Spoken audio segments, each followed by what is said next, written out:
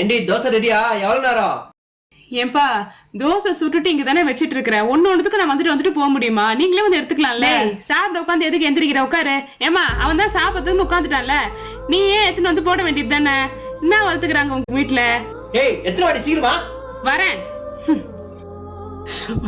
தோசை கடை முடிஞ்சது. எங்க தோசை கல்ல ஒரு தோசை இருக்கு, அது கொஞ்சம் எடுத்துட்டு வரீங்களா? இப்பதான் சாப்பிட்டேன், உடம்பெல்லாம் டயர்டா இருக்கு, கை காலெல்லாம் வலியா இருக்கு, என்னால எடுத்துட முடியாது. போ. ஏமா இப்பதான் என் குழந்தை சாப்பிட்டு களைப்பா படுத்திருக்கான், அவளுக்குள்ள அவளை வேலை வாங்குறியா? என்ன பொண்ணு நீ?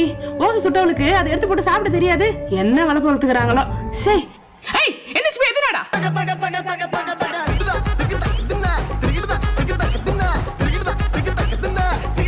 நான் தாம்மா அத்தை வந்திருக்கேன். தோசைக்கு சட்னி தேவைப்படுமோன்னு. போதும் திடீர்னு இப்படி கத்தாதம்மா, அத்தைக்கு ஹார்ட் கொஞ்சம் வீக்கு. இந்த மாதிரி இருந்தாதான் உங்களுக்கு எல்லாம் பழக்க முடியும்.